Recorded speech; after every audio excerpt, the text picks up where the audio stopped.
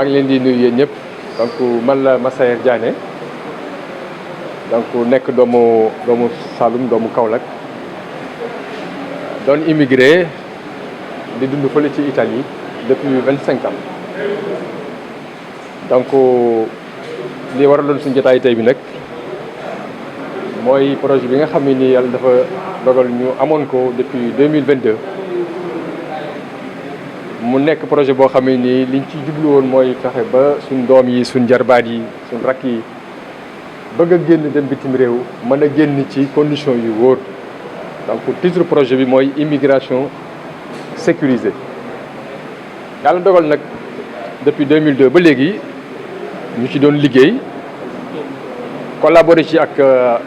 benn société bu mag bu nekk Italie bu ñuy wax Umana di société boo xam ne nii liggéey moom mooy recruter liggéeykat yi xeet bu mënti doon donc di leen yóbbu ñuy liggéey ci entreprise yi yàlla dafa dogal fi may liggéey man ca Italie may liggéey ci organisation syndicale bu mag bu ñuy wax CISL rôle bu ma fa yor tamit moom mooy lépp lu jëm ci wàllu immigration man maa ko yore donc procédure administrative immigration yëpp maa ko yore Italie nag dafay réew boo xam ne nii dafa soxla ay liggéeykat ci fànn yu bëree bëri donc secteur yi boo laal rek pratiquement entreprise italienne dañu am difficulté pour am ay liggéeykat yoo xam ne nii ñoo fa mën a liggéey ci loolu ci le gouvernement italien ci seen i loi prévoit ne képp koo xam ne ni entreprise nga soxla nga liggéeykat boo mën tam fii ci réew mi Italie mën nañ la may autorisation nga former ay liggéeykat ci secteur bi nga bëgg ñu jàng langue italienne bu ñëwee ñu may leen kayit ñu liggéey donc man ci idée boobu ci laa inspiré woo xam ne am nañ fi xale yoo xam ne ni wax dëgg yàlla macha allah ñàkk nañ lépp ba mu des xam-xam ba mu des métier donc bi ma tàmbalee projet bi ma xam ne kon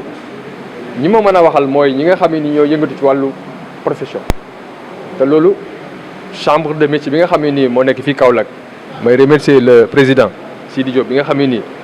bi ma tàmbalee projet ba léegi ak partenaires yi ma ko seqal moom pas buñ ci yëkkati añ ko ànd ak moom loolu nag moo ñu permettre effectivement ñu dugal projet bi yàlla dogal projet bi antu tubaab yi ñëw fii ci Sénégal sélectionné seen i travailleurs domaine bi ñu bëggoon mooy domaine soudeur parce que domaine la boo xam ne domaine bu yittewoo la tey léeg-léeg dañuy am difficulté pour mën a am ay liggéeykat yoo xam ne dañuy liggéey ci domaine boobu noonu donc ñoom ñu ne kat dañ bëggoon ay soudeur ci lay ñëw ñu def ay sélection recruter ay xale ñu jógee Italie ñoom italiens yi ñëw ba fii ci Sénégal rencontrer xale yi def ak ñoom entretien daaj leen ay questions ñu tontu leen ñu defal leen ay tests ba gis ne kon ñii kat ku leen jàppale ci formation ñu mën a dem loolu nag ci biir projet bi dañ ci amoon ay partenaires yoo xam ne nii ñoo leen war a former fii au Sénégal bokk na ci ASAFIN di organisation di centre de formation bu mag boo xam ne ni pratiquement depuis 45 ans bi mu amee léegi ci Sénégal ñoom dañ bokk ci projet bi en tant que partenaire yoo xam ne ni ñoo doon former xale yi en théorie comme formation bi dafa prévoir woon formation théorie prévoir formation pratique toujours dans le domaine de la soudure amoon na beneen société boo xam ne tamit lu jëmoon ci wàllu formation pratique bi ñoo ko doon def ñu koy wax EGAF donc maa ngi profité local bi remercier seen directeurs yi ASAFIN directeur bi waroon na ñëw ci jotaay tey bi docteur Ngouda Kane mujjul ñëw waaye yabal na fi son représentant EGAF mi nga xam ne ni le responsable mi ngi tudd Alioune Fall moom aussi bëggoon na ñëw mais mënu ñëw en tout cas ñooñu ñooy organisation yoo xam ne nii wala boog centre de formation yoo xam ne nii bi tubaab yi ñëwee fii ba sélectionné xale yi ñoom lañ boole xale yi ñu former leen pendant 2 mois et demi tubaab yi ñoo jël en charge formation bi ñoo fay en charge hébergement xale yi à Dakar comme formation bi dafa prévoir woon ñu jàngal leen xam-xam approfondir seen xam-xam dafa prévoir woon tamit ñu am tuuti ci langue italienne bi benn niveau donc loolu dafa bokkoon ci conditions yi nga xam ne nii gouvernement italien dafa ko waxoon donc ñoom fexe nañ ba xale yi moment bi ñuy jàng formation professionnelle di def pratique def théorie en même temps bi ñu ngi doon jàng langue italienne ba biñ paree ñu def test gis ne xale yi kat am nañ niveau donc nombre bi ñu amoon au début mi ngi woon 15 personnes mais à la fin 12 ñoom ñoo jàll donc 12 lañ gis ne kat am nañ niveau 12 yooyu ñoom lañ sélectionné bi ñu leen sélectionné li ci desoon moom mooy ñu utal leen visa. comme projet bi ñu koy tàmbali dañ demoon ci ambassade Italie bi nekk Dakar waxtaan ci ak ambassadeur bi mu bokk ci projet bi wax ne bu projet bi àggee fi mu war a àgg dana la faciliter lépp loo xam ne nii procédure administrative la bi yàlla dogalee xale yi jàll ñoom seen bopp ambassadeur ñoo la jox rendez-vous ñoom ñëpp ñu dem déposer seen i visa ci espace bu gàtt ñu jox leen seen i visa donc ba xale yi fi mu toll nii dagg nañ seen i billet avion incha allah le 16 ak le 17 ci la ñu war a jógee fii Kaolack au Sénégal pour mën a dem effectivement Italie pour mën a liggéey donc lii daal ci gàttal mooy li nga xam ne nii moom mooy projet bi moo waraloon tamit wax dëgg yàlla ñu dajale leen fii ci ki nga xam ne nii mooy suñ mag suñ jëwriñ du président Sidi pour mu kañ leen soññ leen xamal leen ne leen ñoom seen bopp ñoom ñooy ambassadeur du Sénégal actuellement nii dans le cadre de ce projet. parce que bu ñu demee Italie am fa comportement boo xam ne comportement bu rafet la donc yaakaar nañ ne partenaires yi nga xam ñoom lañ am danañu war a sawaraat ñëwaat fii au Sénégal pour mën a jël yeneen xale yoo xam ne nii mën na nekk yeneen domaine donc ñoom ñoo choisir domaine soudure bi su ëllëgee mën na nekk domaine maçon mën na nekk domaine mécanicien mën na nekk technologie mën na nekk hôtel mën na nekk domaine bu nekk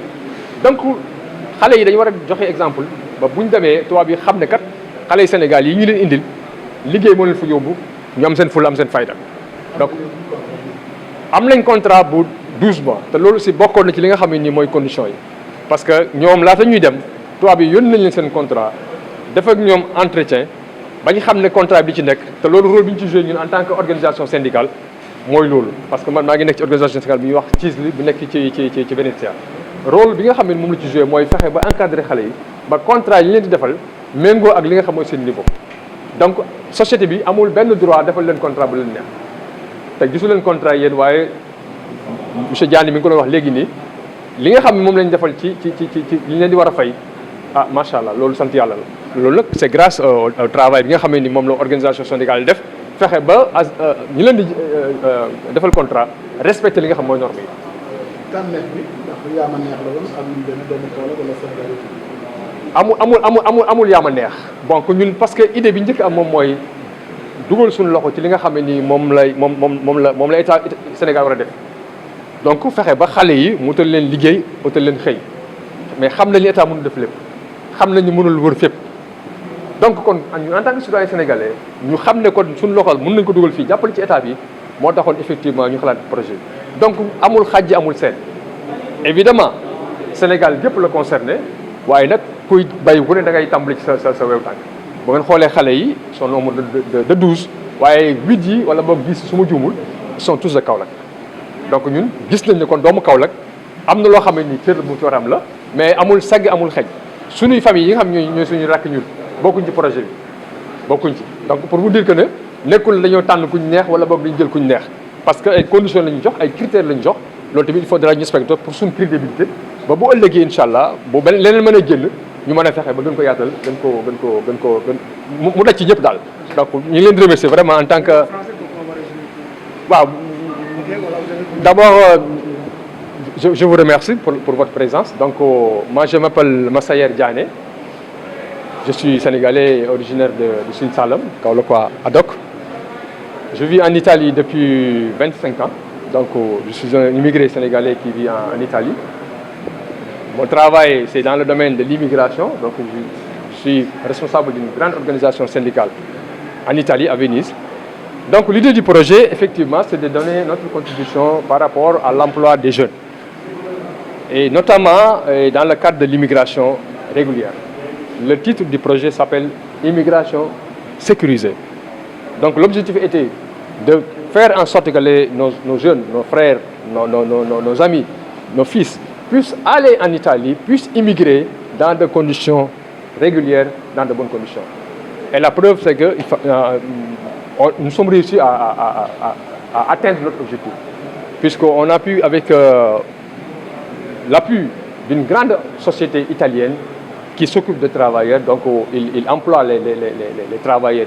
au sein des industries italiennes. Donc à travers une collaboration avec cette société qui s'appelle Umana, nous avons pu avoir, comme je dirais, un contrat, une collaboration qui a consisté à venir ici au Sénégal, à former des travailleurs. Cette fois-ci, ça a été le domaine de la soudure. Demain, ça peut être le domaine de l'électricien, ça peut être le domaine de maçonnerie, ça peut être le domaine donc, tous les secteurs sont concernés. Donc, à travers cette collaboration, nous sommes parvenus à recruter des gosses. Et c'est la société elle-même qui a pris en charge les frais, soit par la formation théorie, la formation pratique, et tout ce qui concerne les charges administratives. Pour former les gosses à Dakar, ils ont vécu à Dakar pendant 2 mois et demi, où ils ont été hébergés, ils ont été logés, ils ont été nourris. Donc, à l'issue de la formation, ils ont fait une sélection. Donc, malheureusement, ils étaient 15. À la fin de la sélection, 12 ont été retenus à l'issue de l'examen qu'ils ont fait. Donc, ce sont ces 12 gosses-là qui, aujourd'hui, doivent partir, doivent quitter le Sénégal pour aller travailler en Italie. Donc, avec un contrat de travail en poche de 12 mois, ce qui n'est pas facile, puisque les gens peuvent aller en Italie, rester pendant des années sans pouvoir avoir un séjour, sans pouvoir avoir un logement, sans pourtant avoir, comme dire, un travail. Donc, ces gosses-là, avec le sacrifice, il faut leur dire bravo, ils ont été patients, ils ont résisté. Donc, à la fin, ils se sont réussis, avec l'aide de Dieu, à faire partie du premier groupe qui doit aller en Italie avec toutes ces conditions réunies. Donc, la chambre de métier a joué son rôle, un rôle extrêmement important. Puisque quoi qu'on puisse dire, quand on parle de formation, quand on parle de métier, on ne peut pas parler sinon de la chambre de métier, qui a été impliquée dès le premier jour. Moi, j'ai fait 2 voyages ici au Sénégal. Voyage de prospection, de travail, où le président, le premier jour, il m'a reçu. Il s'est impliqué dans le projet, en me donnant des conseils, en me donnant des orientations, en m'appuyant sur tout ce que la Chambre peut offrir pour pouvoir réussir ce projet-là. Donc, c'est grâce à lui, donc grâce aux autres partenaires avec qui on a travaillé, EGAF, qui est le centre de formation en pratique de soudure à Dakar, et la SAFIN, qui est le centre de formation théorique en soudure à Dakar. Donc, toutes les structures qui ont été impliquées dans ce projet donc, ont joué un rôle. Ce qui nous a permis effectivement d'arriver là où nous sommes arrivés, tout en souhaitant que les prochaines étapes, les prochains projets puissent, comme je dirais, servir d'autres personnes. Donc, Inch'Allah, on laisse tout dans les mains d'Allah. Donc, tout en nous continuons à travailler. Donc, Inch'Allah, ce que nous voulons faire, c'est effectivement, comme on a dit, faire en sorte que nos enfants, nos gosses, ne périssent pas dans l'océan, ne prennent pas les routes dangereuses dont nous sommes témoins des dangers et des dégâts qu'ils ont commis. Donc, en quelques mots, ce sont ces paroles-là que je voudrais vous laisser. En vous remerciant, vous, en tant que presse. Donc, je sais que vous avez fait un extrêmement important. Merci beaucoup. C'est bon, li ñu doon bëgg a wax yëpp waxaale na ko waxal na ñëpp. Contentement bu baax ci presse du Sénégal. góor ngeen jàmbaar ngeen waaw leen góor bon man maa ngi tudd El Hadj Sidi Diop président chambre de métier bu Kaolack di am contentement ci tey remise de billets yi nga xamante ni sélectionné nañ ci 12 personnes yoo xamante ni dañoo war a dem Italie pour liggéey yàlla def projet bi toppatoo leen bañ am contrat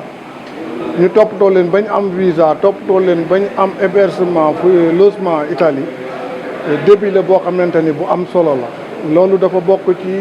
bilan wu chambre de métier ci encadrement bi nga xam ne moom la ñuy encadrer artisans yi ñu diñ ci jàppale loolu dafa bokk ci suñu liggéey kon ñu ngi féliciter bu baax projet bi di ko encourager et puis taxaw ci kanam moom ak ci ginnaaw lépp loo xam ne soxla na ko te mu tege ci dëgg tege ci yoon nangu ko rek ñu ngi ci ginnaawam ñu ngi leen sant di leen gërëm wa salaam.